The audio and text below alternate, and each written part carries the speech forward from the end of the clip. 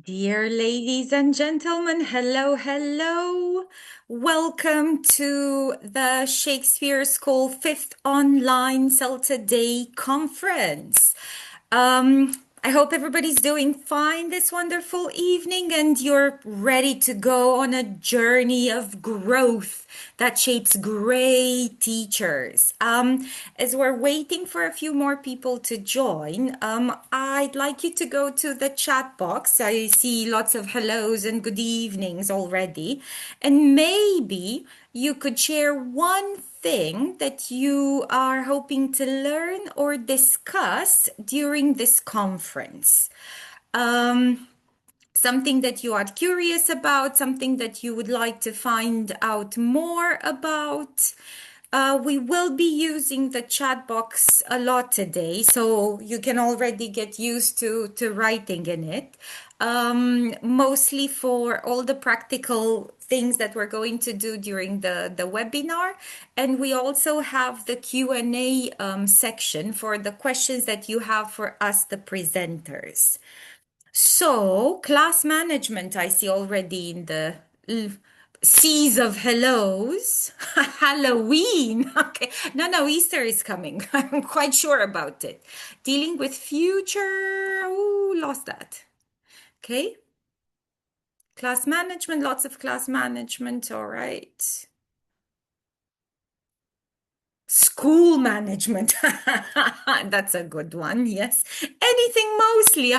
That's very good. We can do that. We can so do that.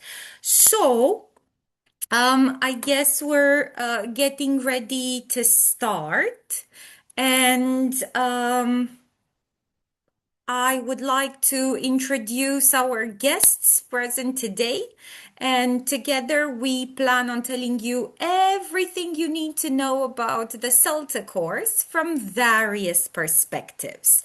So let's bid our welcome to Benjamin Herbert, Professional Learning and Development Specialist for Cambridge University Press and Assessment. Hello and welcome. Hello, it's good to be here today, and I hope that you're all able to find out a lot about the CELTA course during this conference. Thank you very much for accepting our invitation. 𝗖𝗹𝗶𝗵𝗲, Cambridge English Educational Consultant for Cambridge University Press and Assessment. Welcome, Aniela, and thank you very much for joining us as well. Thank you very much. I'm always thrilled to participate in CELTA conferences because Georgiana, but I've got a personal story with CELTA in Romania that I'm going to tell all participants, all 765 We're participants a expecting bit over later. 2,500, so That's beautiful. let's keep, secrets going. Yes. Welcome as well to two of our former CELTA trainees, recent graduates from 2025, Alexandra Sandu and Hello. 𝗖𝗘𝗶𝗵𝗲. Hello, everyone. And they're here to share with us all what doing the CELTA course meant for them professionally and personally. So hello once again, everyone, and many thanks for accepting our invitation.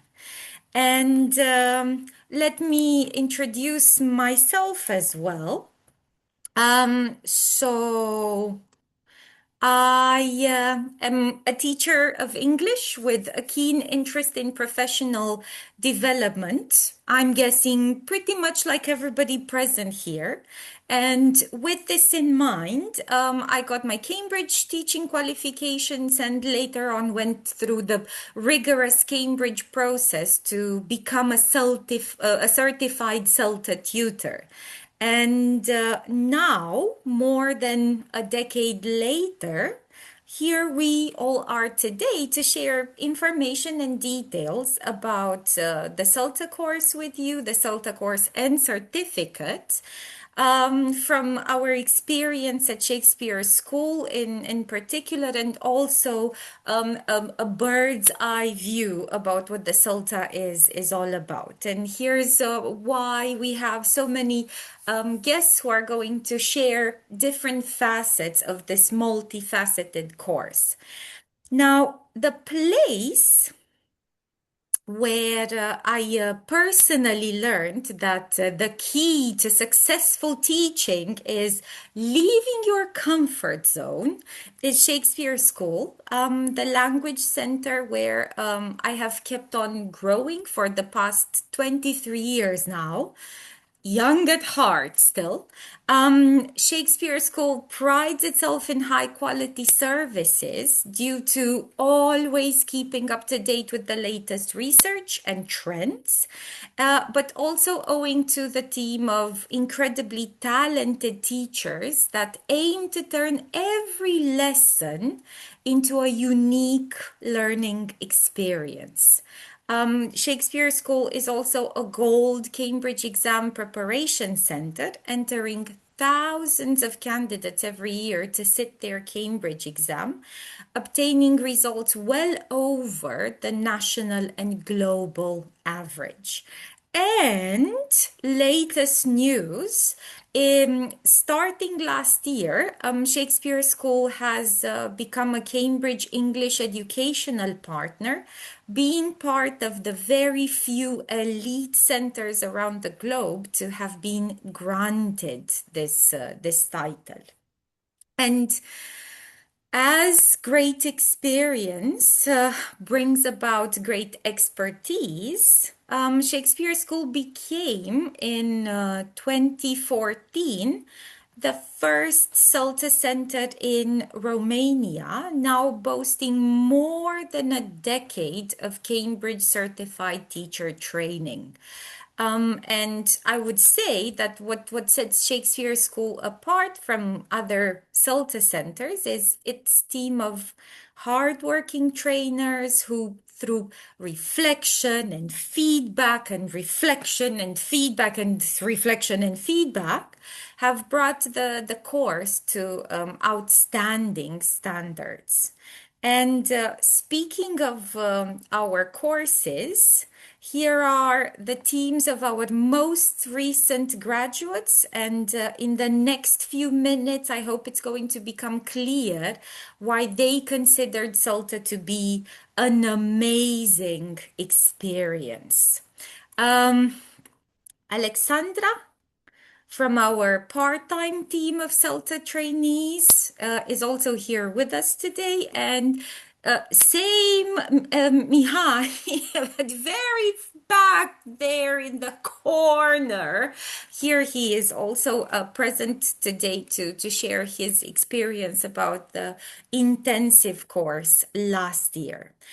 So this is basically why we were here today, to give you all the details you need to know about one of the most widely recognized teaching certificates, the CELTA certificate. And I think it would now be the right time to start going through these many facets and allow our guests to speak about the value of the CELTA course from various perspectives.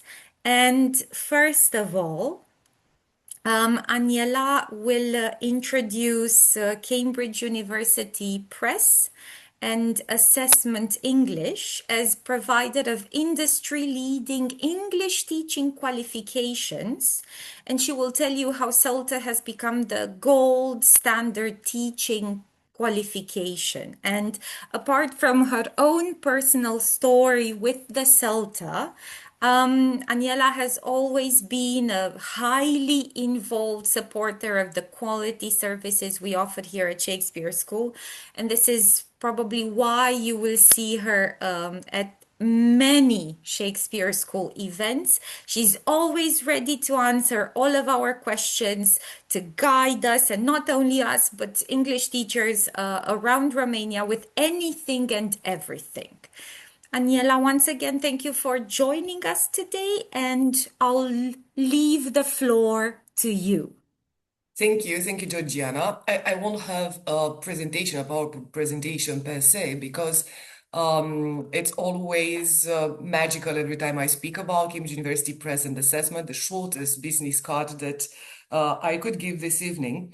We've been the market leader in the domain of assessment for more than 130 years. The first exam we launched was in 1913. And it's that exam that we nowadays call C2 proficiency. We say about C2 proficiency that once you've got a certificate, you're as good as a native speaker, a very well-educated native speaker on a lucky day.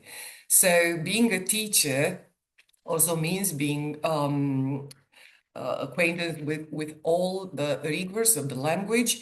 C2 proficiency is the top, and I know that C1 advanced should be, let's say, the minimum requirement if somebody would like to enroll for your CELTA courses, Georgiana.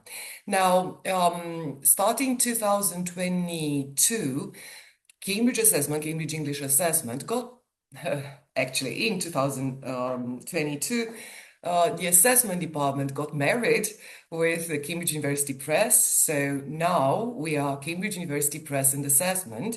I know, quite a long name, but so is our history.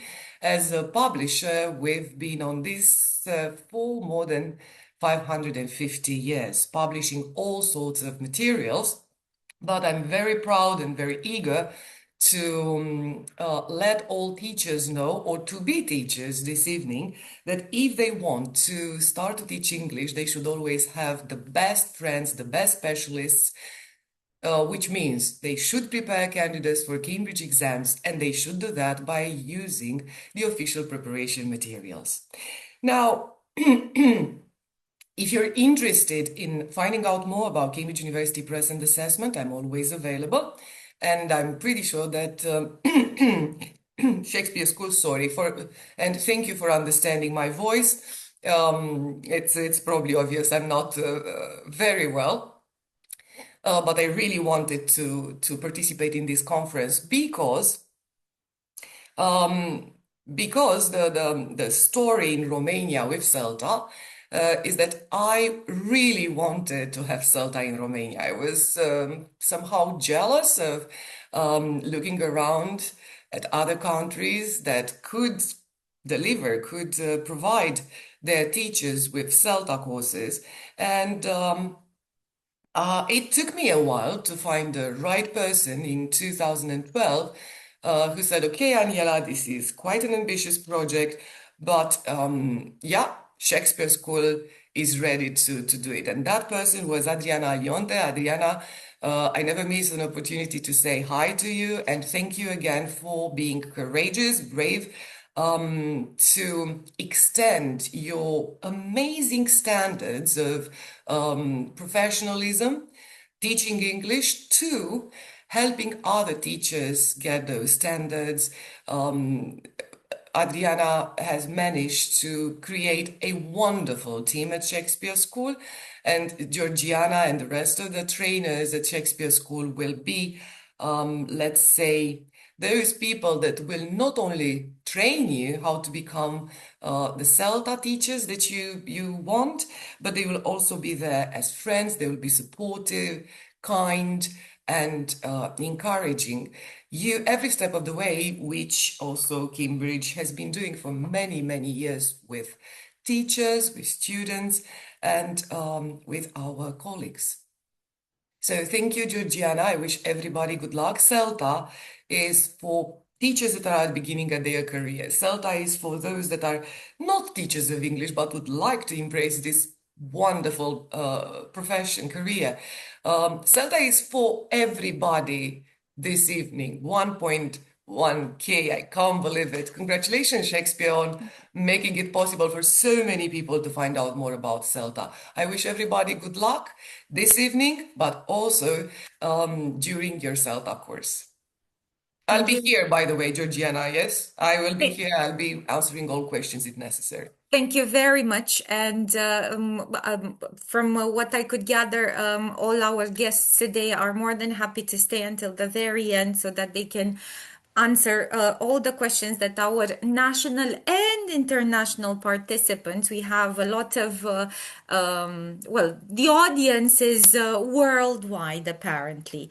Thank you, Aniela. Thank you for bringing Cambridge University Present Assessment English closer to centers in Romania all the time.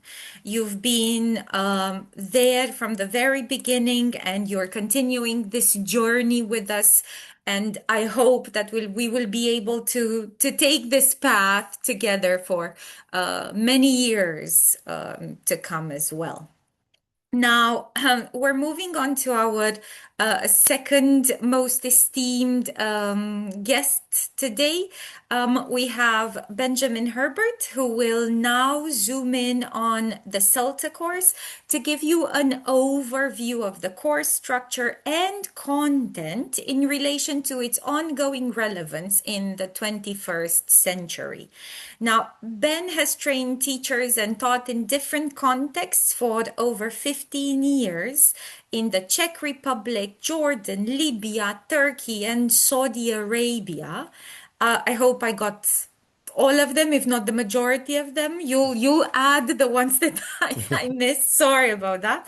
He is Delta qualified, has worked as a Cambridge CELTA main course tutor, and is currently studying trainer development as part of his MA in professional development for language education. And this makes him an amazing source of inspiration for all of us here today. Hi, Ben, and thank you once again for accepting our invitation to be an active promoter of CELTA, the Cambridge Gold qualification here at Shakespeare School. Oh, well, thank you very much for that introduction. I'll just see if I can share my slides. Okay. Here we go. So, hello, everyone. It's good to be here with you today.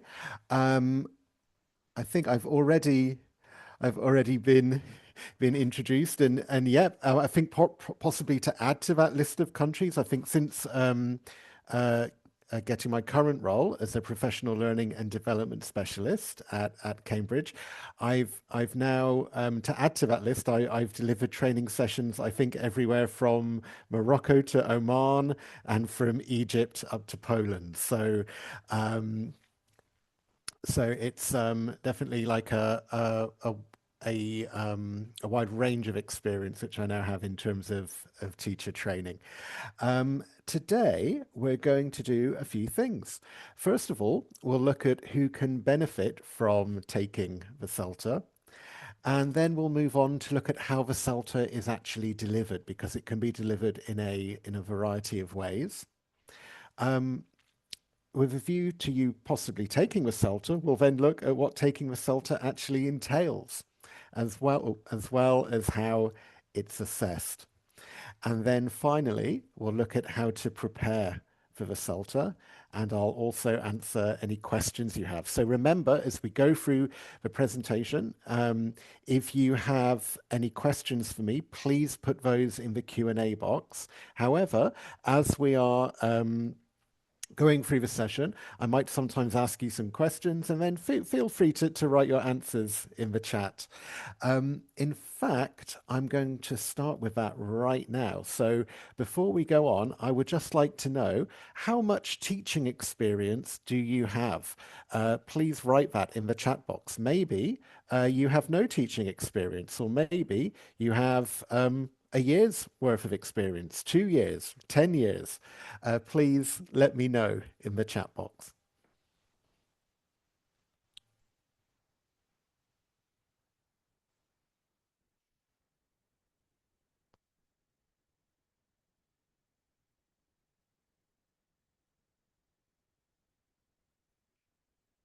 Okay, so I see we've got a range here. Some from basically 0 or 1 year's experience all the way up to 25. I think I saw 28, 31, 34. So we have a wide range of experience levels, and that's really good to see. as part of my role as a CELTA tutor, I needed to interview potential candidates for the course, and we'll take a look at some tips for how you can prepare for the CELTA interview towards the end of this session. And I must say, when I interviewed people, I saw a similar range, not just of experience levels, but also in terms of the qualifications that teachers had. So let's begin by just looking at who can benefit from taking the CELTA. Now, the CELTA is a certificate level course, and it's particularly beneficial for those perhaps with either no teaching experience or perhaps some limited experience who wish to develop their teaching skills. Now, having said that, although it's particularly beneficial for these groups, in my experience as a CELTA trainer, I have either trained or interviewed people with up to 20, 25 years of teaching experience. I have trained on CELTA courses people who have been working at universities for many years teaching English. I didn't train him, but I even interviewed a candidate who had many years of teaching experience and had just finished a PhD in education. And he still saw the value of taking the CELTA. And I think one thing which anyone would benefit from, regardless of their teaching experience, really is the way in which teaching practice is part of the course. So you cannot pass the CELTA without doing 6 hours of assessed teaching practice. And what's great about this is each time you do some teaching practice, you get some feedback from your trainer. So there really is this developmental ethos baked into the course. And I think that developmental aspect combined with the practical aspect means that even teachers with many years of experience can still benefit from taking the CELTA, because you're getting that opportunity to have a professional teacher trainer observe your teaching, give you some feedback, give you the chance to then put that feedback into action, and then see what happens next. So although this course has, as I've said, been primarily designed for people with relatively little teaching experience, there is something that anyone of any level of experience can gain from taking the course. We can see here we have some quotes, some testimonials from some CELTA graduates. So we have here this quote: "It changed my job prospects overnight and changed the way employers viewed me. It's amazing how valuable 5 letters can be." So one reason why many people take the CELTA is because they want to improve their employment opportunities. It's the case that the CELTA is recognized in many language schools, in many teaching institutions around the world. You can find out more information about that on the Cambridge CELTA website, and I'll give you the link to that later. But I remember when I took the CELTA back in 2009, that was one of the reasons I took it. I wanted to be employable as a new English teacher. And here we have another quote, and we can see that this quote is from someone who was already teaching, so someone who already had some teaching experience. And although they were already teaching when they took the CELTA, they say that nevertheless it was a life-changing experience. And now I feel much more prepared to deal with my students' or my learners' needs. So again, I think people who have some teaching experience can still benefit from the CELTA because of that chance to develop the practical side of their teaching, but also on the CELTA, you will also take part in input sessions. So the input sessions are where your trainers will help get you thinking about how to analyze language, how to analyze skills, for example, how to plan lessons, perhaps how to think about things such as pronunciation, for example. So the CELTA doesn't just give you those practical skills for teaching, it also helps give you that, that sort of technical knowledge that you need in order to teach English effectively. So next, we're going to watch a short video about the CELTA. And in the chat box, I would like you to tell me if any of the information in the video is something that means something to you. So are there any key points that are made in the video that you feel reflect key points for you in considering the CELTA?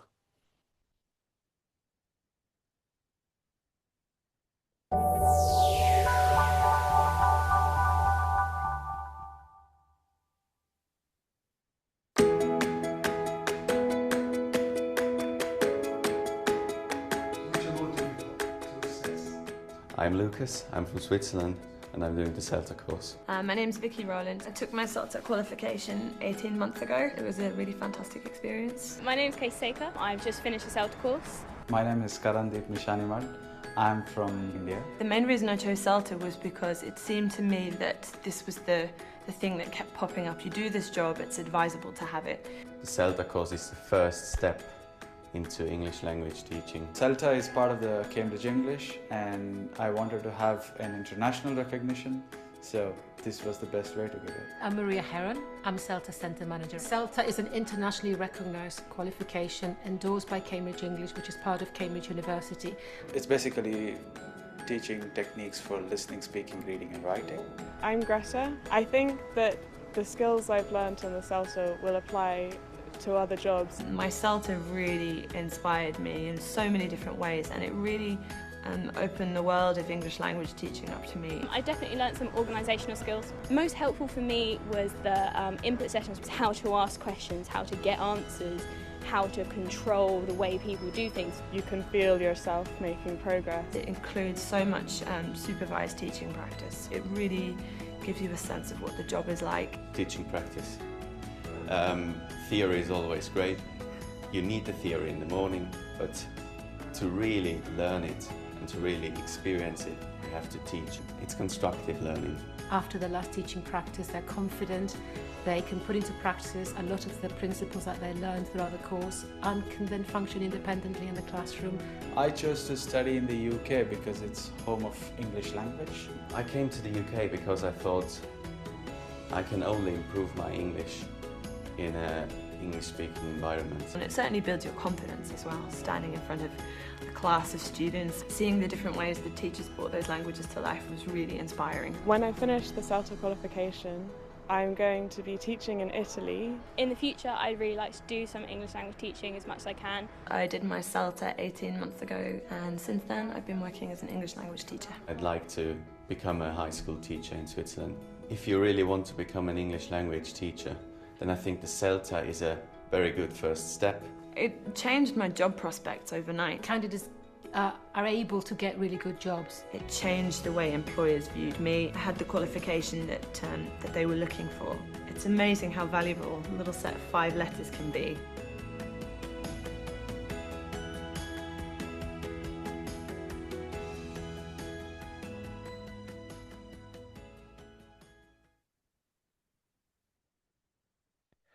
Okay, so I saw in the chat many of you were writing about the key points there.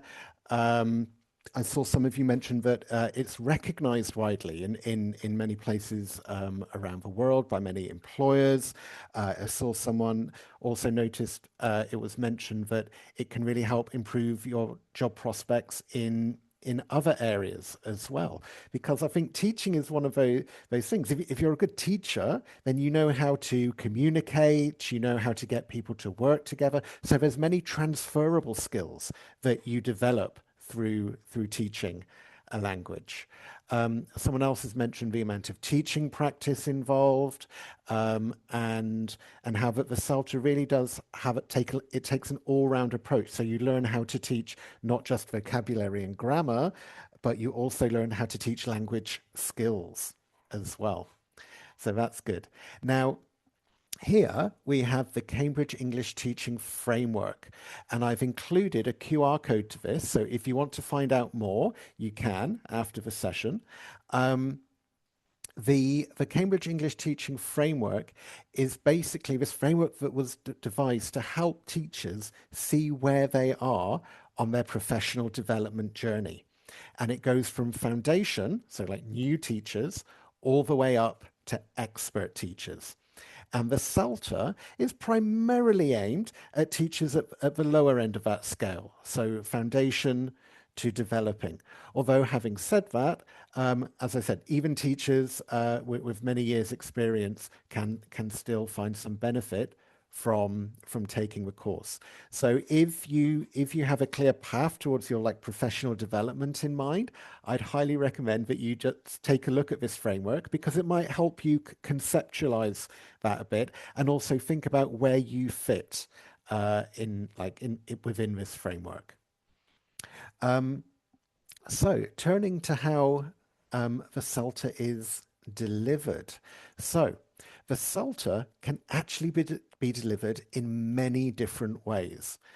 It can be taken full-time, and full-time courses normally last about 4 to 5 weeks. They're quite intensive, so if it's a 4-week course, you'll be doing the CELTA from like 9 to 5 pretty much every day, and you'll be doing homework in the evenings as well. It can also be taken part-time, and the amount of time a part-time course takes can vary considerably.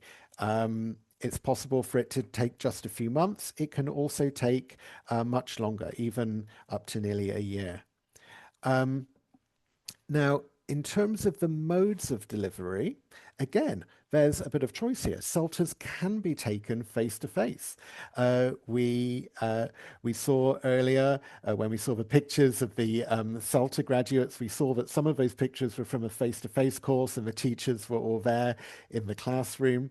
So one way you can take the CELTA is by going to a CELTA center and actually studying there face-to-face. It's also possible to study online, and that means that you can study at distance, so you perhaps won't have any travel costs involved, for example. In my experience, candidates often decide which mode of delivery they would like to receive based on their personal preferences and also any practical considerations. I think it's also important for you to remember that when you receive your certificate, you receive a CELTA. It doesn't say whether it's full-time, part-time, face-to-face or online. A CELTA is a CELTA as long as during your course you're able to pass by meeting the criteria that you need to meet in order to pass the course. It's also possible to take the CELTA in a blended format. So this means like partly face-to-face and partly online. So there are many options available. In terms of what taking the CELTA actually entails, there are certain things that any candidate on the CELTA needs to do in order to be able to pass. So, first of all, the course itself has to last at least 120 hours. So this means not just your teaching practice, but all of the input sessions you go to. It can also include any study time taken within normal day hours. But overall, the course needs to be 120 hours long. And within that 120 hours, there needs to be a minimum of 6 hours of assessed teaching practice. So when we say assessed teaching practice, what we mean is that you need to write a lesson plan and hand that to your tutor Normally these days it'll be sent electronically, and you then need to teach the lesson. After the lesson, you also need to reflect on what you think went well in the lesson and what you think could have gone better, or what you might do differently next time. And your tutor will also give you some feedback. You will get some verbal feedback, but you'll also get some written feedback from your tutor. So again, remember, I said there really is a developmental ethos sort of baked into this course. So when you've done your teaching practice, you're always given some feedback, so you've got some idea of how you can improve for your next teaching practice. When you're doing the teaching practice, it's important to try to demonstrate that you're taking that feedback from your tutor on board, and then trying to work on that as you're planning, but also as you're teaching. Now, I remember from when I was a CELTA trainer, many people, especially if they were new to teaching, they were quite scared before their first teaching practice lesson. And I think it's important to remember, again, that the course is developmental and it's been designed for people who are new to teaching.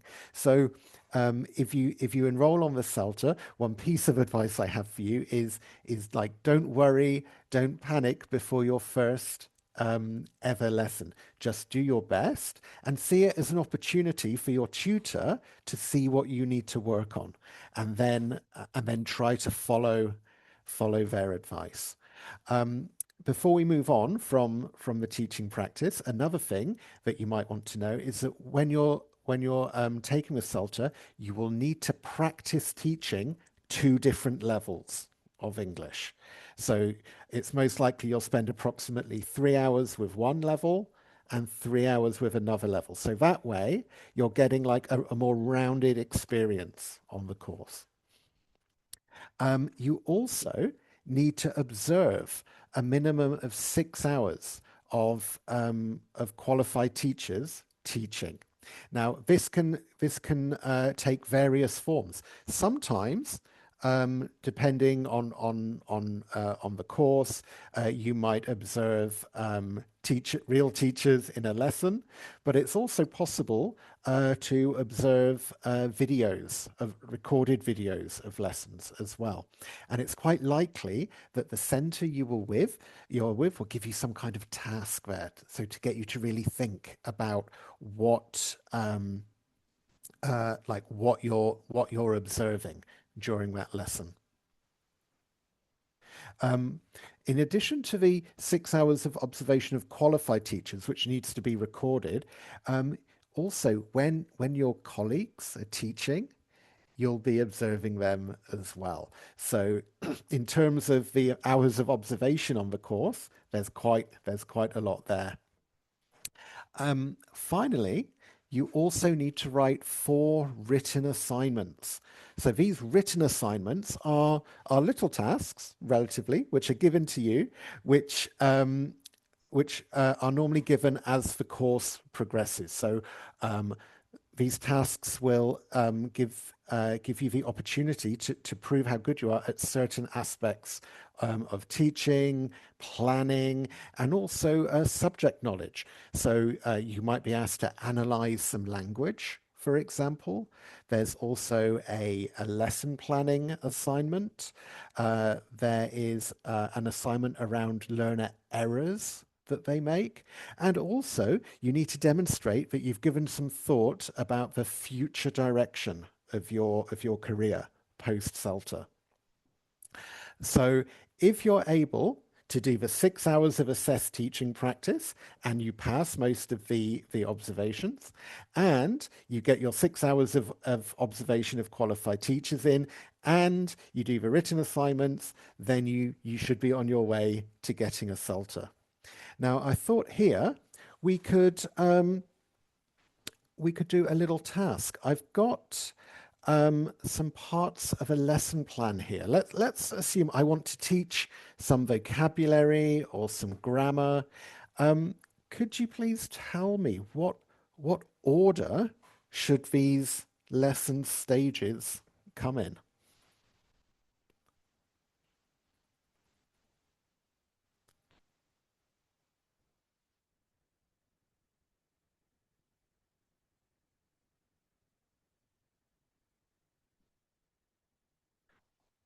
What do you think would be first? Would it be A, B, C, D? Ah, I see. Yeah. So very often, we might want to start a lesson with a lead in. So something to sort of establish the topic of the lesson, maybe get our students, our learners thinking about the topic of the lesson so that they're maybe better prepared to engage with the material. And what might I do next?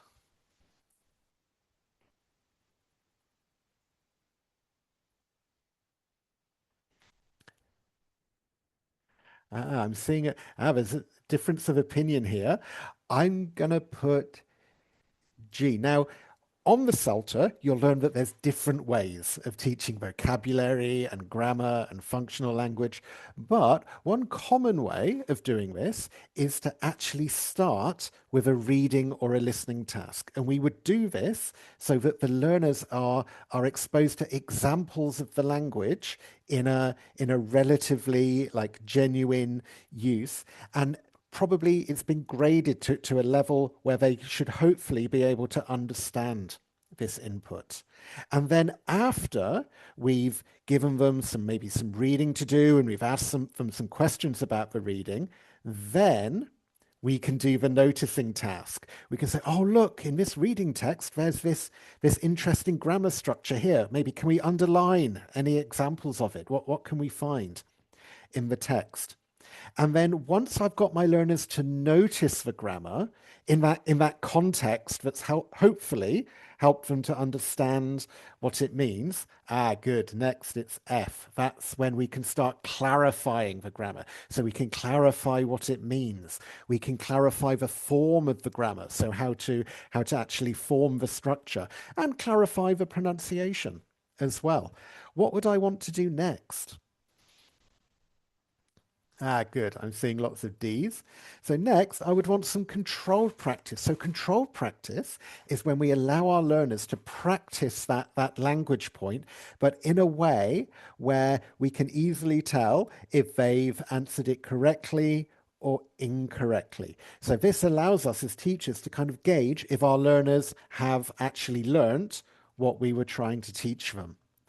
And then after that, we might have some freer practice. So freer practice is when we allow our learners to use that new language in a much freer way, very often with some element of personalization. So they're using that language to be able to talk perhaps about their own lives, their own experiences, their own thoughts, and hopefully that's going to help them to remember it because they're using it in a way which is meaningful for them. Also note that the freer practice will probably also give them an opportunity to some extent to practice perhaps writing or speaking as well. So we can see that although this is a very much a language lesson, there's actually opportunities to develop our learners' receptive skills, their reading and listening, and possibly aspects of their productive skills as well, writing and speaking. Okay. Moving on, let's see just how the CELTA is assessed. So, assessment takes place throughout the course. So as you're going through the course, you will be doing your teaching practices and you'll be getting feedback on those. Also, your tutor will tell you if you've passed or if you failed for the teaching practice. And so by the end of the course, your tutor should be able to look and see, based on a portfolio that you keep, how much progress you've made.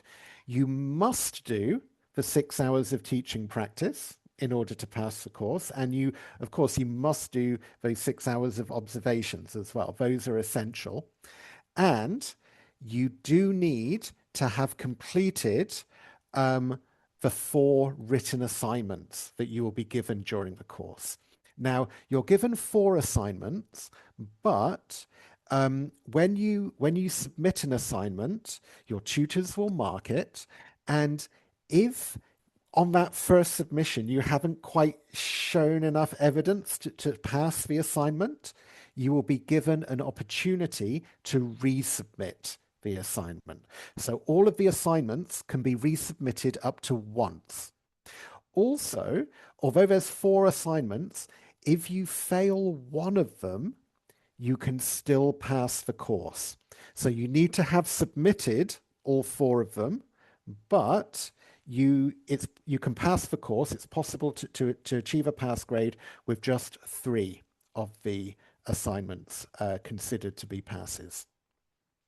So when it comes to the overall course, there are several grades you can possibly get. Now, I've said here there are 3 passing grades. It's important to remember it is possible to fail the course, but there's actually quite a low fail rate. And the reason for that is that you get so much feedback from your tutors on the course. If you, as you're doing your teaching practices, you're paying attention to the feedback, and you can demonstrate that you're trying to work on the points that your tutor highlights, then it's likely that you should be able to pass the course. And if you pass the course, there are 3 grades which it's possible to get. The standard grade is a pass, and the vast majority of people who take the CELTA receive a pass.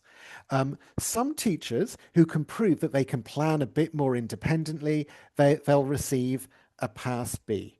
And for teachers who show or demonstrate like exceptionally good planning and teaching and adaptability during the lessons, they will receive a pass A. But I must warn you, pass A's are incredibly rare. On many courses, there will be a majority of passes, maybe a pass B, maybe 2. It's very rare for there to be a pass A. So the vast majority of candidates get a pass, and a few get a pass B. Now, in terms of preparing for the CELTA, there's a few things you might want to do. You might want to prepare for the interview, and also you'll need to prepare for the course itself. So one important thing to remember is, first of all, for your CELTA interview, is just relax. The CELTA interview isn't a test. It's just an opportunity for the tutors to find out a bit about you, and also for you to ask any questions you have about the course, how it works, how it's administered, etc. So it is important when you're applying for the course that you make sure you review your written application and try to do your research. If you can demonstrate that you've already read up a bit on the CELTA and you can ask some questions about that, I think that would demonstrate that you're taking the course seriously and that you really want to work hard on the course. Also, think about why you want to take the CELTA. It's likely that you might be asking questions about your motivation. So perhaps if you really think like, why do you want to? It should not only help you decide if you want to apply in the first place, but it will make you much better prepared for the interview. You might want to consider your reaction to any feedback you get during the interview as well. And also, as well as thinking about perhaps your ideas around teaching, also think about your previous experiences of studying. What made those good experiences, or what made those perhaps not so good experiences? Try and get a feel for what can help make learning happen. So yeah, definitely explore your beliefs about teaching and learning. And in many cases, it's likely that your interview will be online. So make sure that you're ready to go on a computer with a good internet connection. In terms of the course itself, there are some materials you can use. A good place to look is called the CELTA course book. It's from Cambridge, and It's a fully comprehensive course. There's a lot of information there in the trainee version of the book, which is really helpful for those taking a CELTA. I've included a QR code to this at the end of my slides. You might also want to talk to previous course participants if you know anyone. And especially if you're taking the full-time course, I advise that you clear your schedule. The full-time course is very, very intensive. Like I said, it's like a full day's worth of work and then some homework in the evening. And it's likely that at the weekends, you'll have some assignments to do as well. So it's important that you're aware how much work it takes. And it is really important to stay positive, especially when you're on the course. There can be a lot of things to do, and it's important that you always try to take just a positive approach, thinking, yes, I can do this.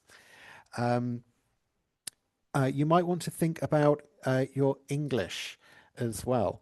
You do not need to have C2 level English to take the CELTA, but you will need to have a level of English which would be good enough to teach learners on the course. So perhaps if you have a bit of time between the application and when you start the course, maybe if you need to, just think about some areas of your English that you could focus on for improvement. Also make friends.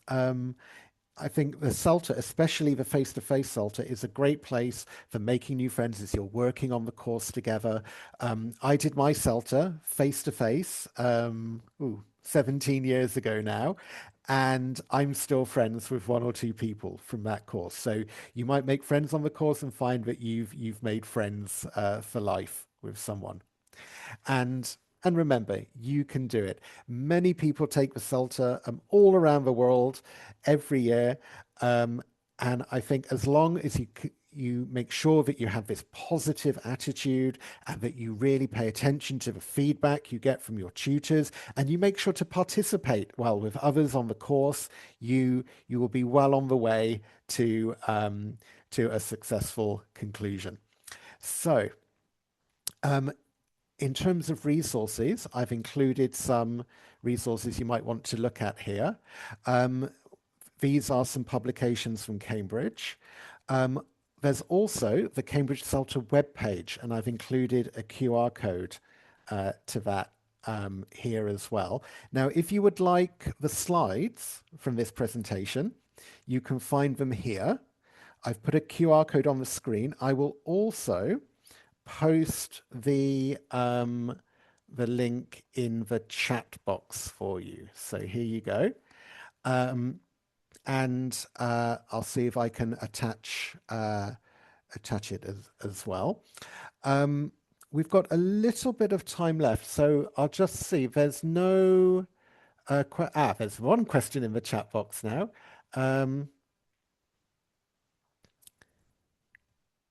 So someone's asked if CELTA face-to-face training is possible. Yeah, the CELTA is delivered both online and face-to-face.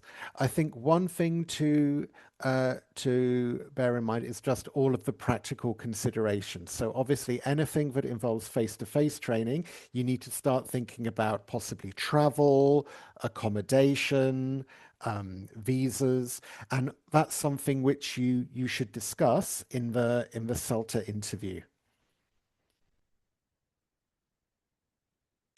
Okay, I don't see any other questions in the chat box, so I will hand over to the next speaker. But thank you very much for your time, and I will be back in the Q&A session at the end of this conference, just in case any of you have any questions you would like to ask at the end.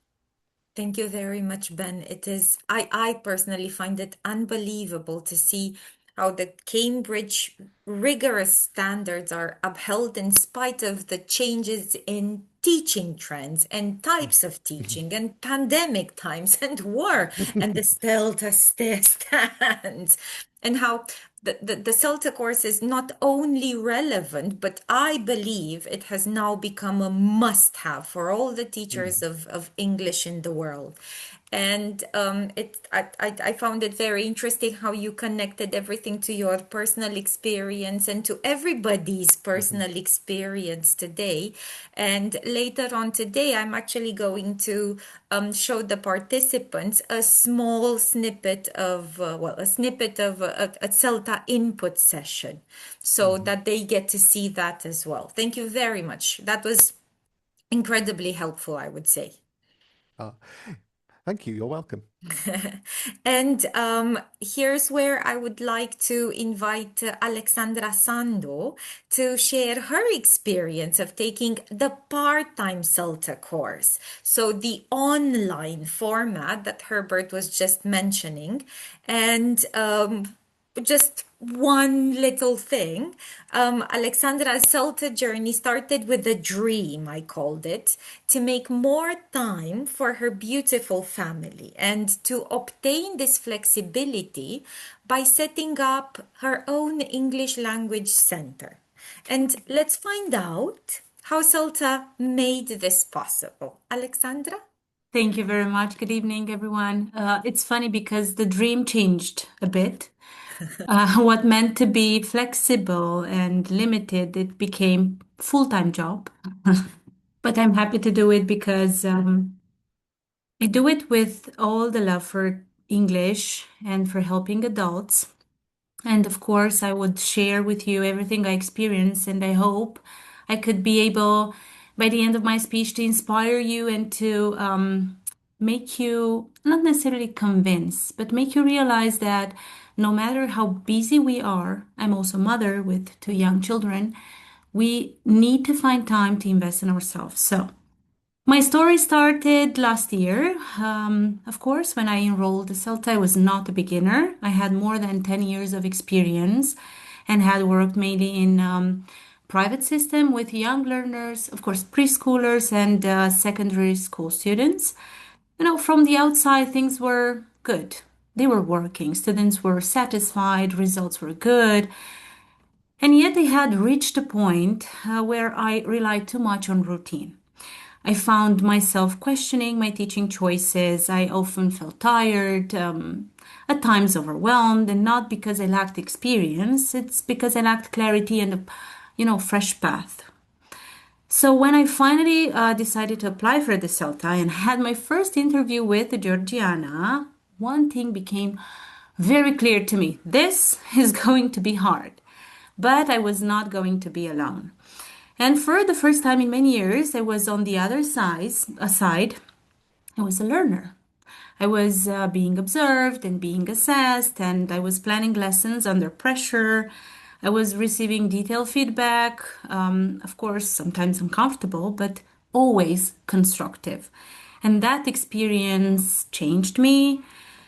And beyond methodology and techniques, CELTA gave me something far more valuable, which is professional validation and personal confidence. And I found, I don't mean to flatter anyone, but I found the best and most experienced trainers. I call mentors. And they were people to me that didn't impose authority, but they guided me with calmness, with precision, and with respect. Professionally, I gained structure. I learned how to plan lessons with intention, not instinct, how to set realistic aims, how to manage the time, how to anticipate problems instead of improvising solutions under pressure, and most importantly, how to justify my teaching choices to me first and to others. And I never felt judged for my previous teaching. I was never discouraged by my mistakes. On the contrary, I felt constantly supported to think more clearly, teach more consciously, and understand why certain choices truly matter. And of course, as I said at the beginning, this training helped me transition into a new stage of my career. Today, I teach independently. I teach adults. And it's something I would not have had the courage to do without the CELTA. And again, not because I lacked experience, but because I lacked formal validation and a solid professional framework. I believe that great results with learners don't come only from experience. They come from training.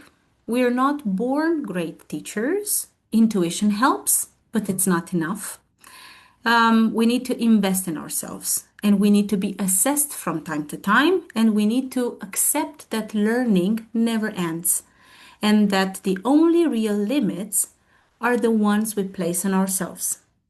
Yes, the financial investment can feel intimidating, but the return on investment is far greater than the cost, because what you gain professionally, mentally, emotionally stays with you for life. So, yes, CELTA is truly transformative. Thank you. Thank you very much. So, as well, so basically, you didn't get what you initially No. wanted. You got more than you bargained for. And I'm happy. I felt guilty at the beginning, but now I feel very happy to be doing this. And I wish all of you teachers could get to meet the teachers, the trainers. This is something that really mattered to me because before I joined CELTA, I met Aniela at the conference. I attended this webinar 2 years ago. So what appealed to me was the passion these teachers have. Not the routine, not the complaints. Well, students, learners don't listen to us. We have pandemic, online teaching, too many changes. No, we have the passion and we have the structure. So, yes. And it's interesting how, you turned something that was supposedly an impediment. Nobody saw the pandemic coming. Nobody saw teaching online as an actual possibility, but now it's more than valid. It's more than Yes. it's something that actually offers a lot of opportunity to all the people around the world, no matter where you are. And you are based in which part? Suceava. Suceava. Suceava, yes. In Suceava, and you took the CELTA course with the center in Bucharest, and it allowed you to stay home, take care Yes. of children, family, work, and do everything else that a normal person does nowadays, and also Yeah. take the CELTA. It Yes. wasn't easy. No. I know there were moments when you went Yes. Yes, they were. But difficult. you stepped in and Sarah also, and also the peers, because we all had our own responsibilities, but that wasn't an excuse. That was a push, like, I can do it, you can do it. And we do it together. Everybody can do it. And this Yes. is exactly something that Herbert was mentioning earlier. Even if it's part-time, you can't just say, "Oh, I'm just going to do it whenever." No, it amounts to your already existing workload, and everything is possible with exceptional time management. Yes, from time to time you'll feel a little guiltier towards your family, but it's also demonstrating to them that learning never stops. And something that I personally take from the CELTA and that never ceases to amaze me, even after 12 plus years of doing it, is the fact that CELTA teaches you there is nothing you cannot do. The moment you've set your mind to something and your heart, then this is what you're going to be able to do. You're going to manage just fine. Thank you very much, Alexandra. Thank It was lovely to have you here with us online again, like in the early beginnings. And thank you for your very kind words, for your valuable participation in the course, and for accepting to tell others about your CELTA experience. And you said it yourself. 2 years ago, you were in the audience writing in the chat, "Thank you, wonderful, great." And now you are one of the presenters. So you are one of the people who will make a difference to everybody else in this community of ELT teaching. Thank you very much. Thank you. Good luck. Thank you to everybody. And sorry, I forgot to show your slide with your beautiful picture. There we go. Thank you once again, Alexandra. So speaking about the CELTA experience at Shakespeare School, we've prepared a short CELTA input session, just condensed form for today on the most student-focused ways to do error correction. I know some of you wrote classroom management at the very beginning of our webinar, but I'm guessing that error correction will also prove incredibly valuable. So let's get this show on the road, shall we? We start with a quote. "To err is human," said Alexander Pope, and "to correct is teacherly," is what we say as teachers of English. And I would like to find out what your approach to student correction is. Once you've seen the 3 different entries, I'd like you to write A, B, or C in the chat box. So here's A. "I feel bad correcting my students. It's judgmental and demotivating." B. "Errors need to be avoided at all costs. I don't want my learners to pick up bad habits." And interestingly enough, I've just answered the question in the Q&A box about this. And C. "Errors are a natural part of the learning process, and as teaching material, they are really useful." Write your... Okay, all right. Going back, I see a sea of C's and A's from time to time.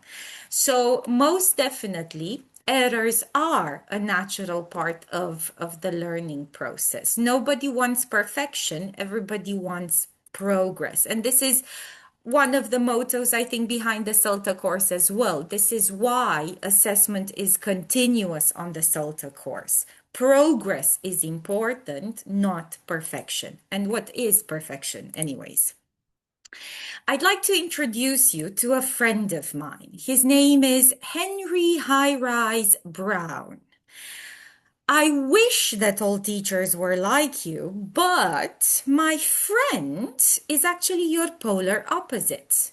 Because while he also wants what's best for his students, like you, he has 0 tolerance for mistakes in the classroom.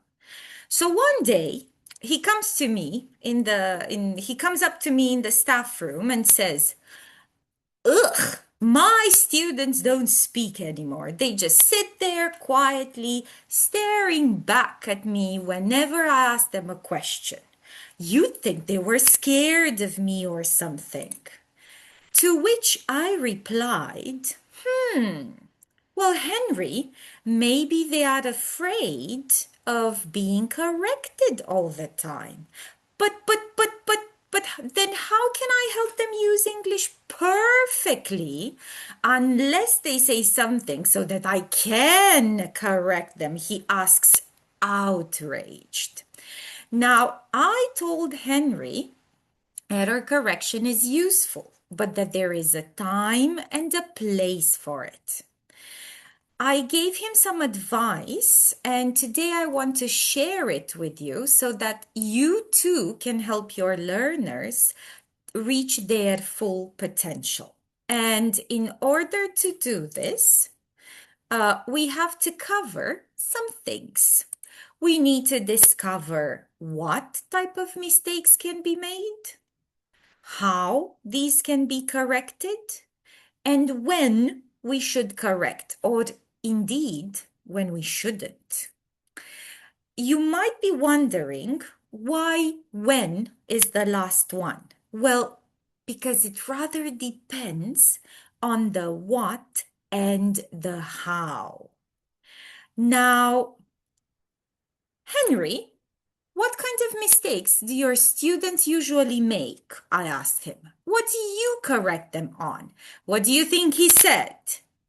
Grammar, he says.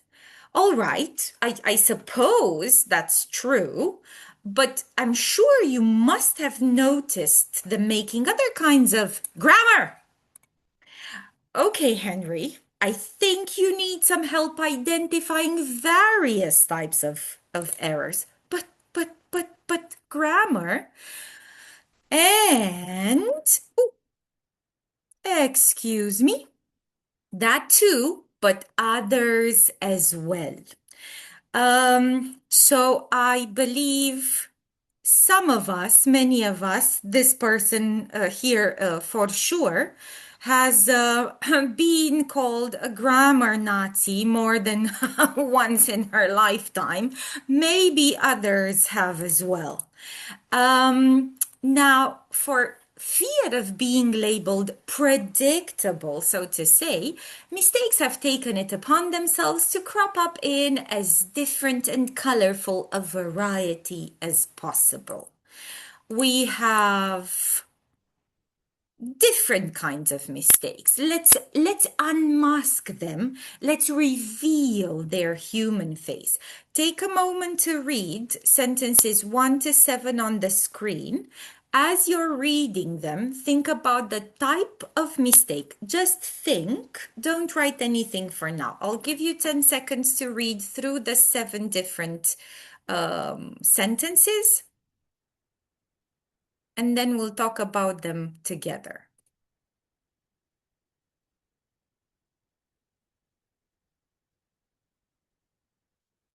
So, can you find a problem with register in the list 1 to 7? So somebody says, yes, I can. Okay, which one? Which one? Right.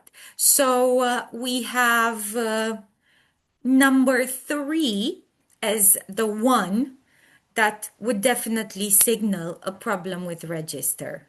You, get me the menu. Definitely not what you would say to the waiter in the restaurant. Now, we have various other types of problems. Problem with the choice of verb tense. Problem with word order.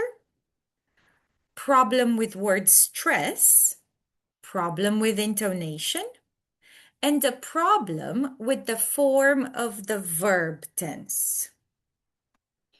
And of course, with choice of words, vocabulary.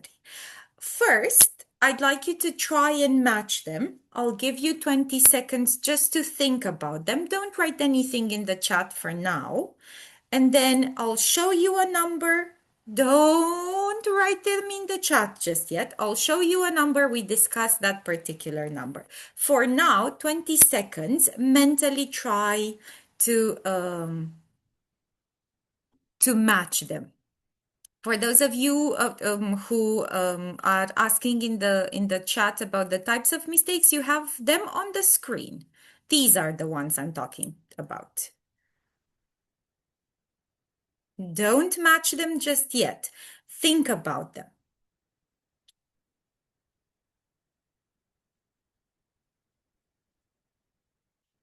So, what would you say is the mistake for number 7? Write the type of mistake for number 7 in the chat. 7, not 1, 7.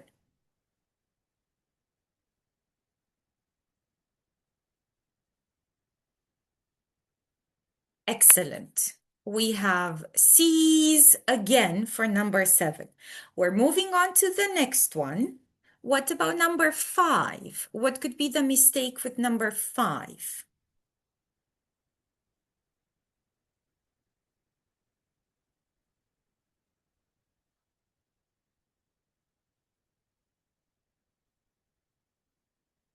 Well spotted, everybody. It is indeed a problem with intonation.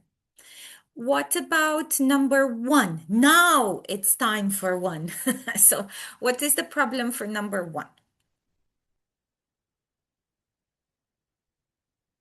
Yes, I saw it before. It's with the form of the verb tense. What about number 2? How would you label that problem?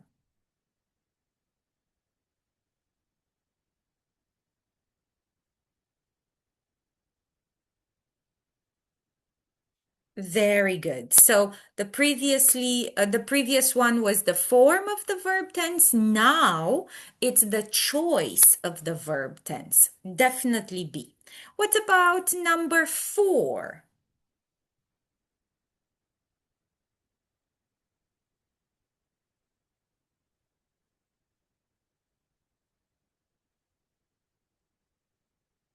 Right. And you read the sentence and you think, what wasn't badly damaged? Or who wasn't badly damaged? Injured, probably. And the last one, ini, mini, miny, mo, it's, of course, the Romanian maybe pronunciation of the word important, where the stress falls on the last syllable rather than the second syllable. And keeping these mistakes in mind, what I'd like us to do is to find out about various ways of helping students overcome them. So, for example, if we have a missing word or an extra word, like here, what we could do is we could highlight the missing or wrong word using fingers. You say the sentence slowly, assigning one word to a finger, like the one or like what you see in the picture. So I want go home. If a word is missing, you skip one finger as you assign the words, then you wiggle it to indicate that something is missing. If, on the other hand, there is an extra word, you wiggle or point to or bite down on the finger carrying it, like so. If it's a wrong word, for example, something other than riding a motorbike, you say the wrong word in a correct sentence, then you gap say their sentence, as in, aha, so you drive a car and you, a motorbike. Word stress. For example, how many times have you not heard table at the end of comfortable? You can draw stress circles to show that in English, for example, the stressed syllable is at the very beginning. Comfortable. Wrong order. You can cross hands, or alternatively, you can assign each of the two words to a finger. She is. Then you imagine, okay, this is going to be a stretch, everybody. Imagine that you want to plug those fingers in a socket and you turn them around in a circular motion, kind of like this. Once again, this. So you switch them around to show this is it. The wrong tense. You point over the shoulder for past. It can work with various other tenses as well. You point forward towards the future and you point down to show the present. So past, present, future. Incorrect intonation. You can say it, but as you do, you lower your hand to indicate a drop in intonation, and then you ask the learner to repeat while lowering your hand again. Maybe they're using appropriate intonation for the question when the sentence is an affirmative statement, for example. So we found out the what, we found out the how, and now let's see what method you would use to correct the mistakes. So we're going to identify the type of error. What is this? What number?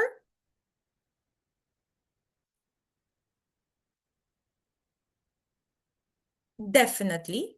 And then a way to go around it would be the drop in intonation or the rise in intonation, depending on the case.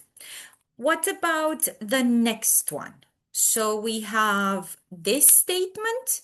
You can think of one, you can think of two different possibilities at this point. What number could it be? Very nice. We've got the obvious number 1, and maybe you can have the instead as well, the gap sentence. I really like listening music. That is also a possibility. What about number 3? Well, my third example. What number could it be in the list?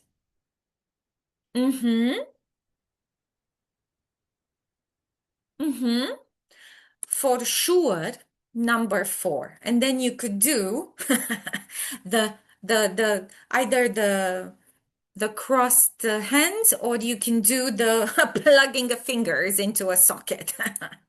Don't do that physically, please.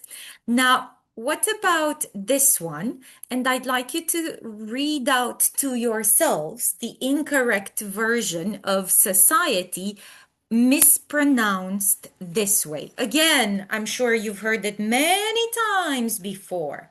How would you correct it? What method would you use?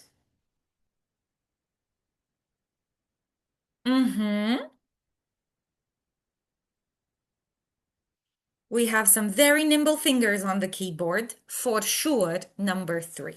Excellent work, everybody. Now, what about this one?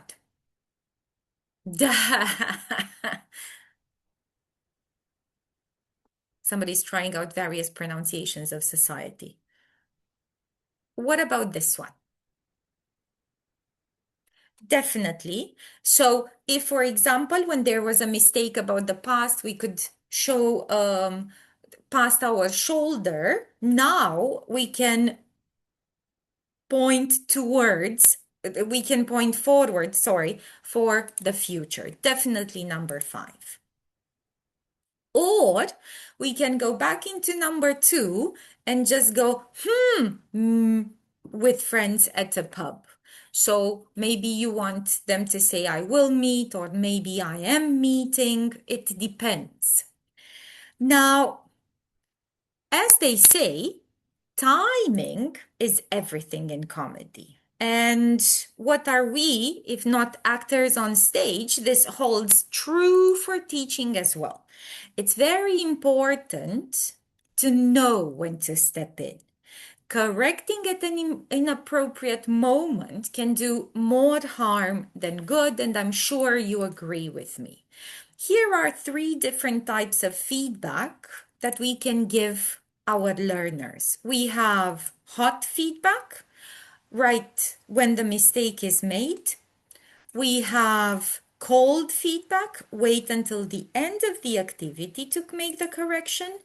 Or the shock of all shocks, no feedback. We do not correct the learners.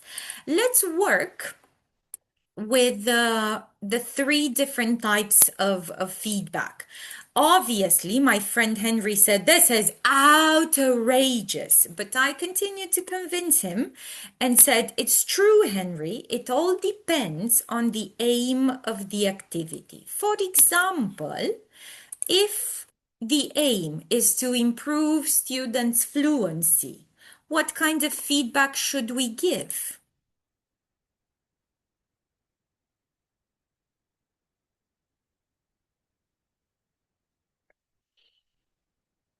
Okay, so opinions are divided, but if we're talking about fluency, so the message is very important and we want the students to keep on speaking and finish their ideas, I would say cold feedback. We allow them to finish, we don't interrupt them, and then we make language corrections at the end.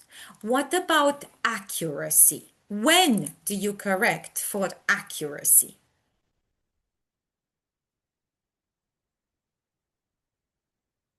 Okay, some people liked my number so much that they're still using them. Yes, I agree. Hot or one, because when it comes to accuracy, it's very important that whatever you're teaching, the students go home with it well understood, maybe in terms of form, maybe in terms of use of the tense, and so on. So definitely hot feedback with accuracy, but again, keep in mind we're working with people. It would be worth waiting for our learners to at least finish the sentence before we cut them off. And then, when do we avoid correcting altogether? When? Do you have an idea? When should we not correct? Yes, no correcting would be the no feedback, yes. But what would be a situation? When would you choose not to correct the students?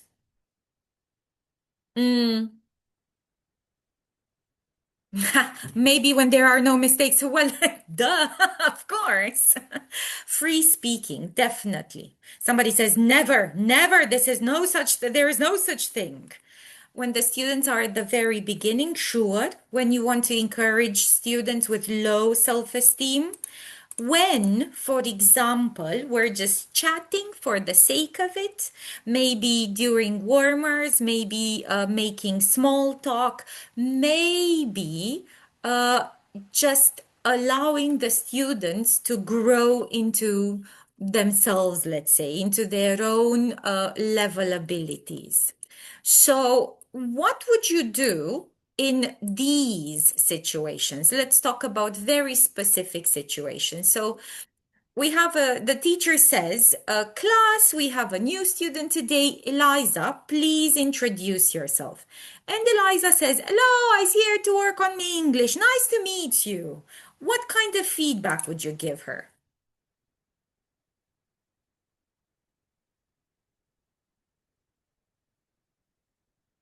So I'm very happy to see that the majority of you would not give Eliza any kind of language feedback. And you are absolutely correct. It's the first time in front of a new group of students. She's just saying hi. You do not want to embarrass her. Now, second situation. Teacher says, what do you do, Freddie? And then Freddie says, I work at the hotel.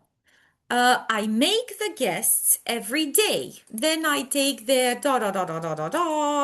bags to the room. I also yada yada yada yada yada yada. What do we tell Freddie? Hot? Cold? No. Joy. Well, joy to the world, but yes.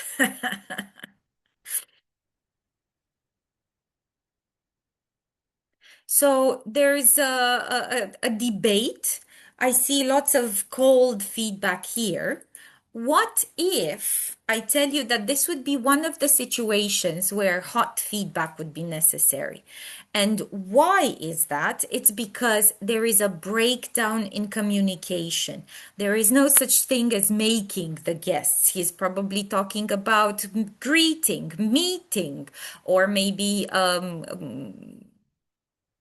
well, yes, that this would be it. I think this is what Freddie would want to say. Wait for him to finish his sentence, but don't let him go on further, because what he is saying is definitely not, does definitely not make any sense. And then we have students working in pairs. They are interviewing each other. So everybody's working in twos. And one of the students says, again, probably something you've never heard in your life, I am agree with you, but only up to a part. In my point of view, yada, yada, yada, yada. What kind of feedback would you give them now? Interesting feedback, I see. For sure, cold feedback, just because you want them to first complete their interview task. We can assume that they are doing some sort of free practice activity, and their aim is to improve fluency. And whenever whenever we hear repetitive mistakes, somebody's actually mentioned it in the chat, that's when you want to do cold feedback at the end. And this is called, maybe you've heard of it, this is called delayed error correction. You make a note of the mistakes, and after the learners finish, and probably you want to go with them through a little bit of content feedback to find out what they've said, you write the mistakes on the board anonymously. You give the students time to identify them and correct the errors, and then you check together. So you basically turn the mistakes that the students have made into a learning opportunity for the whole class. They are something to learn from.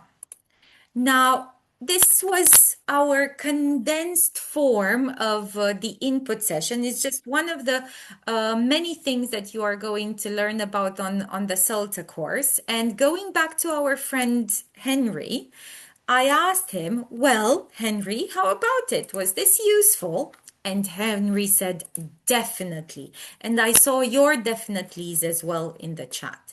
I've been using these techniques now since you've told me about them. And I must say, my students are much more confident in their ability to use English in the classroom. They're no longer afraid of him. Any more ideas that could help me? And then I told him, there's plenty more you could learn on the CELTA, Henry. And then what do you think he said? He said, sign me up. Now, maybe you were wondering why my friend has such an interesting name. Maybe you've also realized that at the very beginning, when he had zero tolerance for errors in his classroom, he would often raise his eyebrow when students made mistakes. But not anymore. Now, one final thought that I would like to leave you with when it comes to error correction. We go back to the very beginning, everybody. Again, to Alexander Pope, to err is human. And then you have this situation in class. The student says, teacher, I'm so sad today. And then the teacher says, why? What's wrong? And the student says, yesterday my dog ran away. I'm really sad. And then the teacher, this teacher reacted, no, not run, say ran, because it happened yesterday. And then the student is confused. The teacher feels happy, of course, because they actually made the correction.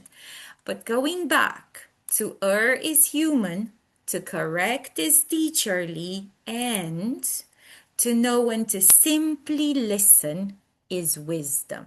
This student didn't need any correction. He was just expressing feelings about his pet. There are times when no correction is the wisest thing to do. On this note, I would like to invite 𝗖𝗍𝗶, who's gone through similar things in while taking the CELTA course. He will also tell you how he benefited from the methods and principles that we mentioned on the intensive course or on any course whatsoever. Now, again, a little story. When he first reached out to us, he was aiming for a professional reconversion, and I saw some mentions of the of this in the chat as well today. He wanted to relocate to Denmark, and let's see what he has to say about his CELTA experience. Maybe your dream has changed too. Thank you so much, Georgiana. Hello, everyone, again. My dream did, in fact, change a bit. I, for now, no longer want to relocate to Denmark. I would like to teach in Romania. But I wanted to share today with you a bit about my experience with the full-time CELTA summer course, which I took last year. And I want to talk about the many different parts that went into my experience with this course. First of all, I didn't have any formal background, hence the reconversion, right? The professional reconversion. And this was a new experience for me, from which I learned so much in such a short amount of time, just 4 weeks. We learned modern teaching techniques focused on the students, and it was all very intuitive for me, even without having any of the previous knowledge that the teacher might have related to teaching vocabulary or teaching techniques. And I think what made this possible was the fact that everything that we are doing during the CELTA course is learned through practice.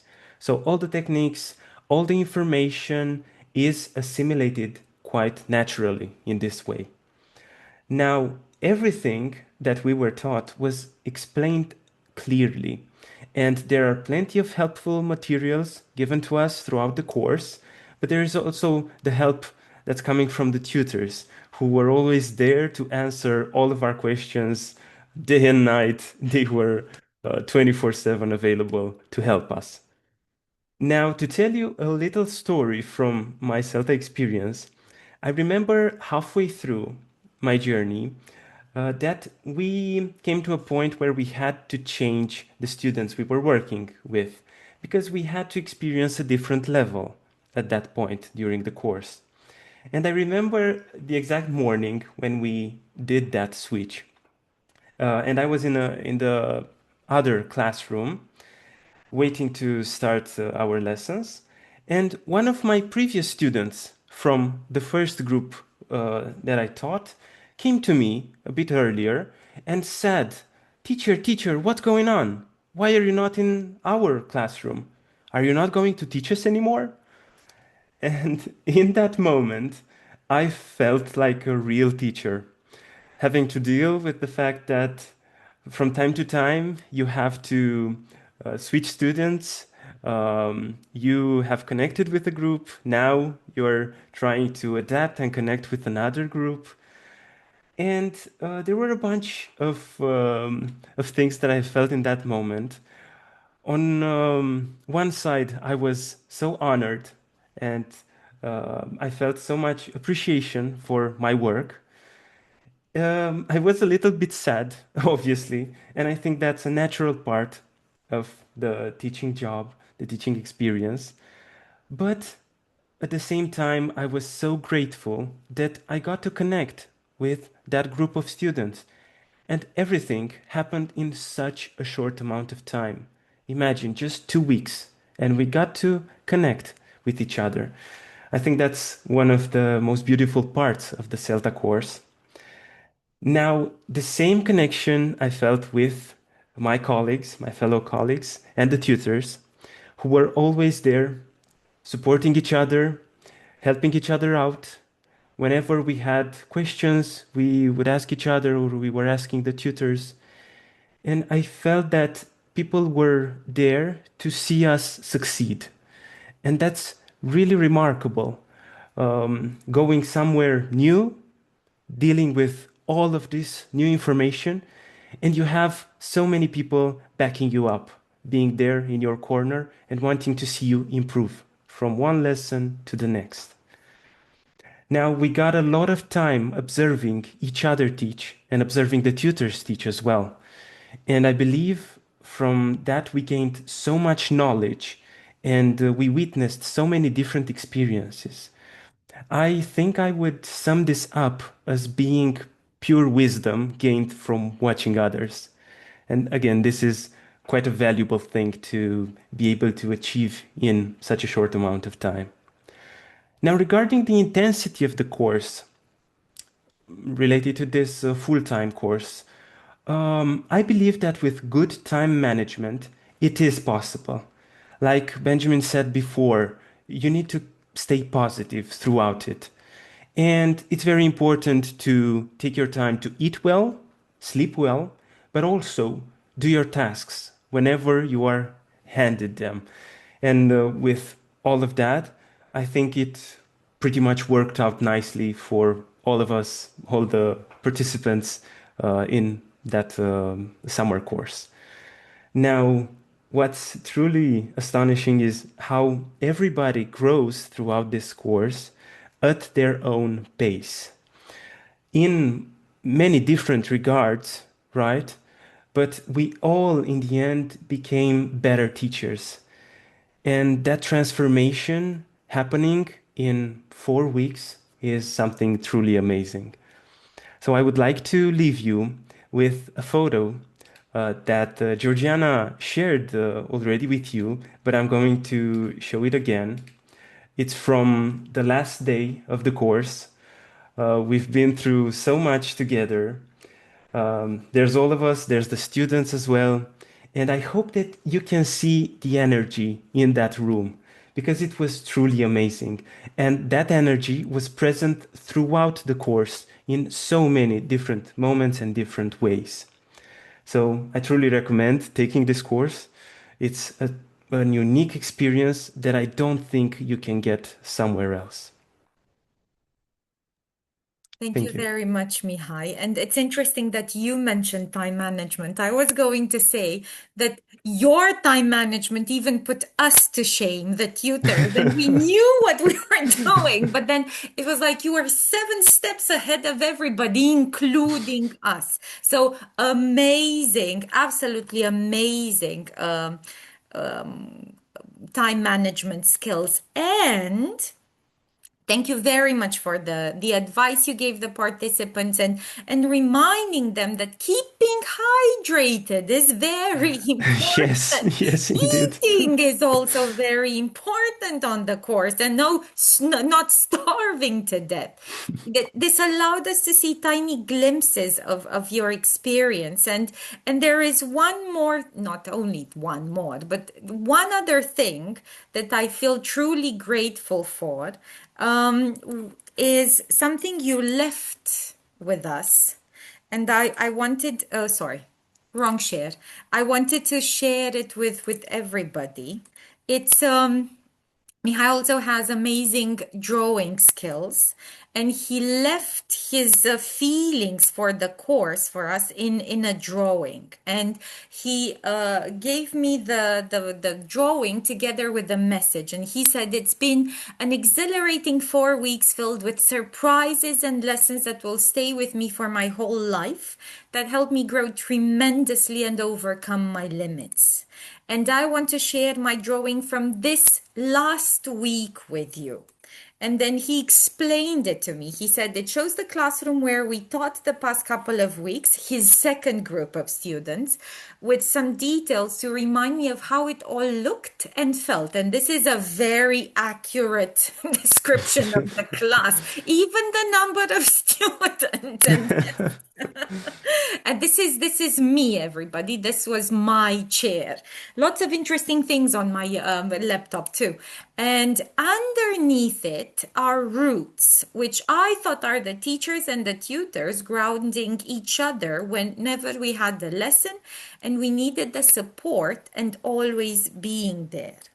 And if you turn the drawing upside down, which I'm going to do for everybody, you can see the roots are actually trees, which represent all of us having grown beautifully in these 4 weeks.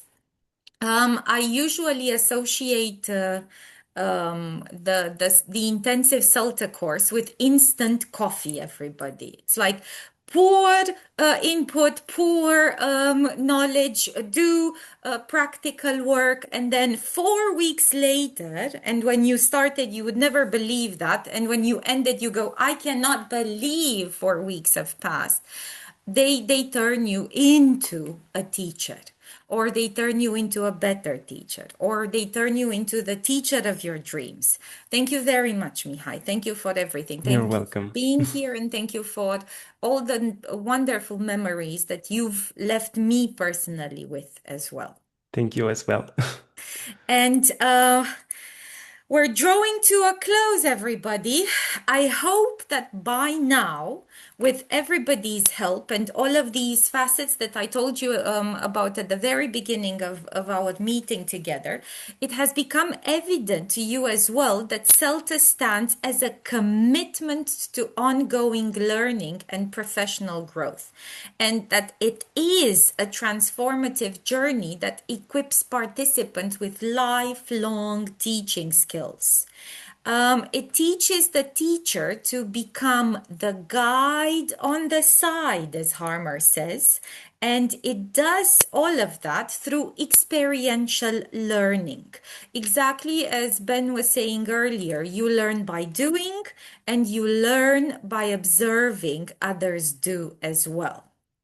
Now, why should you be interested in taking the course? And I have summed this up into 3 major reasons for you. Number 1, the CELTA certificate is awarded by Cambridge University, and as all Cambridge, it is a benchmark for quality, it is highly respected, and internationally recognized. In fact, it is the most widely recognized and accepted teaching certificate. Somebody was asking about Switzerland earlier, of course, there as well, which in turn makes it the most sought after certificate, as it is the one to open many doors, even international ones.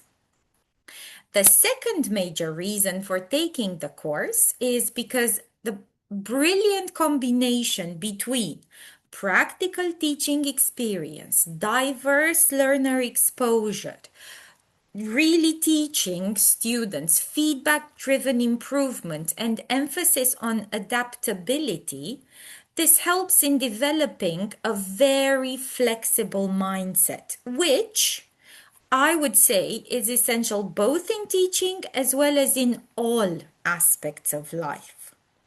Now, the third major reason for taking the course is related to my favorite, the hands-on experience on the course.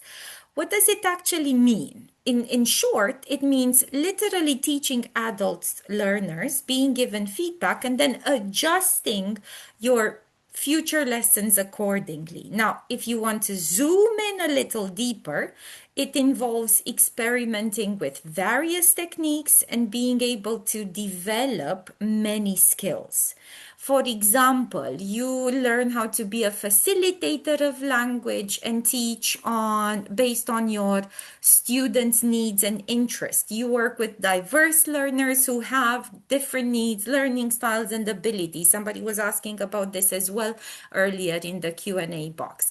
You work in the real classroom, where we all know that the unexpected will always happen. You have to make quick decisions, come up with creative solutions, and all of them based on students' evolving needs. Not only we evolve, but the students as well. You work with new teaching methodologies and varied techniques and approaches. You learn how to reflect and learn from experiences. Somebody was asking about what is a good self-reflection? Well, it's the one where you become aware of what you're doing in the classroom, of what is happening in the classroom, of what the students are doing in the classroom. You are 100% present in the classroom, and you're able to tell what happened right, what happened not so right, what can be improved, what could be upgraded, and so on. Now, I believe that CELTA gives you the opportunity to develop lifelong skills like mental flexibility, adaptability, openness, in the form of adaptable teaching skills. Skills are transferable to whatever context you are working with later on after you finish the CELTA. And when you put these together with the tech-savvy practices of the 21st century, well, I believe you are ready to sail through the waters of the 21st century of challenges with smoothly and bearing the Cambridge stamp of approval. And truth be told, prestigious institutions all around the world are always looking for teachers to showcase these skills in particular. And Shakespeare School, by the way, is no different. It can become your new professional home, as we're always eager to recruit new teachers from our CELTA graduates.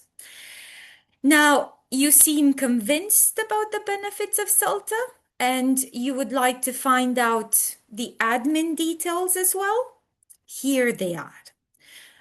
Somebody was asking about them earlier, so maybe you can take a picture of it or a print screen. Anyways, they are available on the website as well. This is the calendar for the CELTA courses we are planning to run next. This year, in our 12th CELTA year of existence, apart from the part-time course we have already started in January and that is going on, we are, going to run one more course, a fully offline course in July this summer. Next year, we will start a new fully online part-time course. The dates haven't yet been 100% set up, but I can tell you for sure it will start after the Christmas holiday in January and it will end around the end of the school year in June. Now, we always run at least one intensive course in the summer and the part-time course from January to June. We'll keep you posted about other dates that we have as well. Now, we have already started the enrollment process for both our upcoming courses. And you should know that there is a limited number of places on offer. So there is a total number of 12 places per course that we can offer. There is a high demand already, and for the upcoming course in the summer, 5 places have already been taken. So hurry up if you're interested. And just as a quick overview of the two, the intensive course has daily meetings from Monday to Friday, while the part-time course has live online meetings only on Saturdays and platform work on weekdays. And again, going back to something that Ben mentioned earlier, from what I could see, up to this point, the choice between the two, as they are identical in terms of syllabus, content, the choice comes down to the teaching environment, Zoom versus the physical classroom, and the possibility or willingness to relocate, which would involve other costs as well. One interesting fact, again, that Ben has already mentioned, is that the certificate is identical for any type of CELTA course, and it doesn't specify the course format. So you choose the one that is the most convenient for you. I've mentioned the fact that we've already started enrolling candidates for the CELTA courses, and you were probably wondering what the application process consists of. Well, here are the steps. Number 1, you go to our website, www.celtatraining.ro.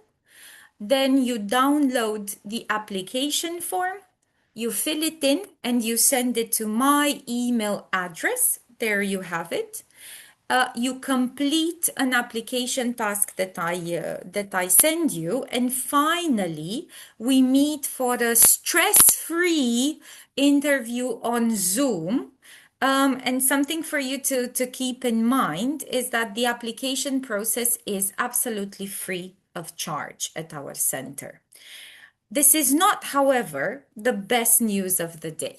The best news of the day is that only for you, our very interested webinar participants, there is a great event discount of £205, making the course, the total fee of the course for you, £995. If you send in your application form for the intensive face-to-face course this summer by the 9th of March. This is not a discount not to be taken into account, I would say. My suggestion is seize the opportunity to elevate your teaching career. Embrace the challenges. Witness the transformative power of CELTA. Our two CELTA graduates have both mentioned it. Enroll and embark on a journey that will not only enhance your skills, but also leave an unforgettable mark on the lives of those you teach. You heard 𝗖𝗍𝗶𝗲's experience after only 2 weeks of teaching. Now, before we officially start the Q&A question, I would like you to write a word in the chat that now sums up CELTA for you. So what is the one word that comes to mind when you now think about the CELTA? Development, opportunities, challenge, improvement, certification. Yes, Cambridge certified teachers. Opportunity, progress. Wishful, not so wishful. You've heard Alexandra, she didn't make the decision very quickly. It took her time to think about the decision. She had lots of things to consider, and so do all our participants. I'm happy that you found out a lot of things about CELTA, and I know that we've kept on answering the questions and as they started to pop up.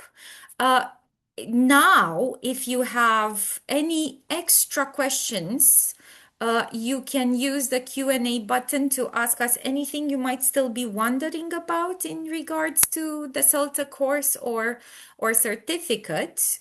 You can address your question to just one of us or to all of us. So I'll just stop my share.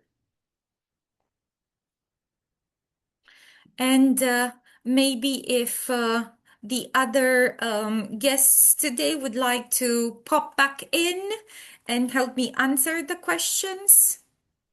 So, Ben, would you like to answer the question about becoming a CELTA trainer?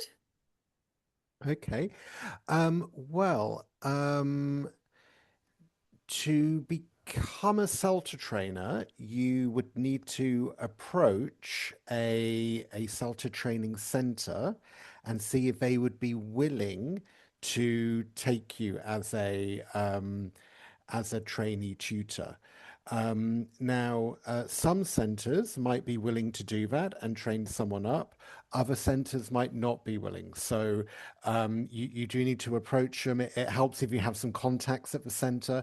Perhaps you could contact the center where you were originally trained. That might be a good place to start looking. And then once they've accepted you, you would then need to basically shadow an entire CELTA course. And as you do that, you will be given certain tasks to do, and you would need to regularly check in with the tutor on the course who is training you up. Now, generally, I think this is, I mean, I think it's more than helpful. You've given them a starting point as well. Okay. I think one final thing I would say is that in addition to having the CELTA, having the Delta would also be very important. You would need at least modules 1 and 2 of the Delta, ideally a full Delta to be able to do it. Thank you very much. That was very helpful. And I think we have 1, 2, 3, at least minimum list of requirements. And I think that people can find the requirements on the Cambridge website as well. And they will see exactly what they would need to have done by that point in order to be considered by a center as a potential future CELTA trainer. would anybody else like to take any of the other questions? So I think I've already answered the question about adult learners. CELTA, the A in CELTA stands for adults. However, something that has been mentioned before, skills are transferable, so you can use the skills that you learned on the CELTA and adapt them to any teaching environment later on after you've finished the CELTA. CELTA is a teaching English qualification, the most widely recognized. So I think we've answered that question as well. 𝗖𝗹𝗶𝗲. Well, 𝗖𝗲𝗹𝗶𝗲 actually got something different on his CELTA course, but that's for him to tell you about. The online course exists and will exist. The one this year has already started, so now other participants can join, plus it's already fully booked. Any funny stories to share about the experience?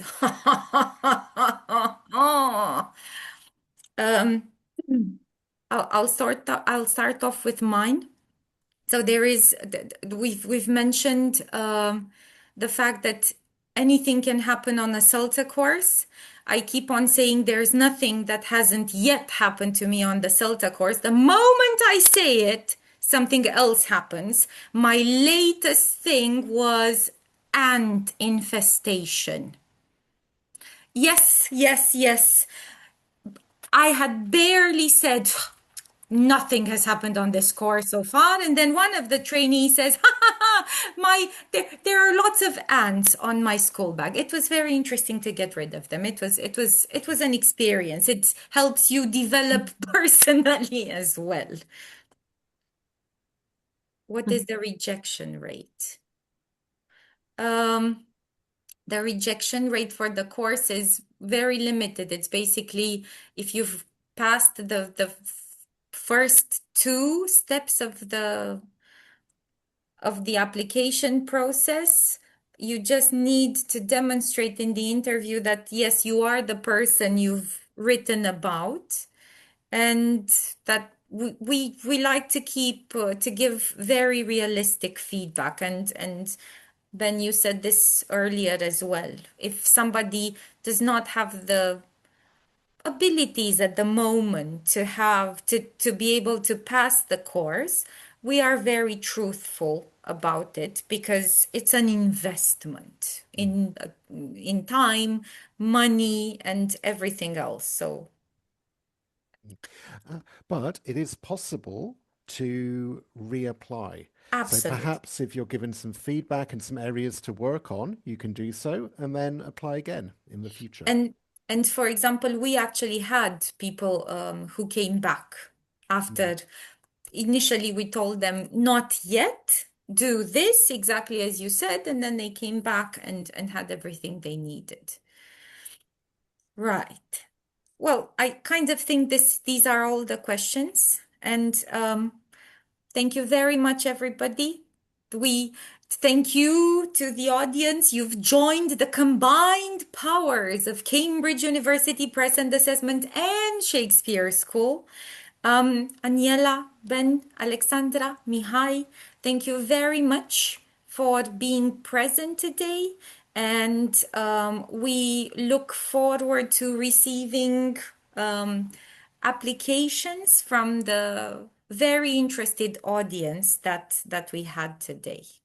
Thank you very much to all 4 of you, to all our 1.3K audience today, and have a great evening, everybody. Thank you. Thank Thank you. you, Shakespeare School. Thank you, Thank Georgiana. you so much. Thank you. Thank you very much. Bye-bye. Bye. Bye-bye. Bye.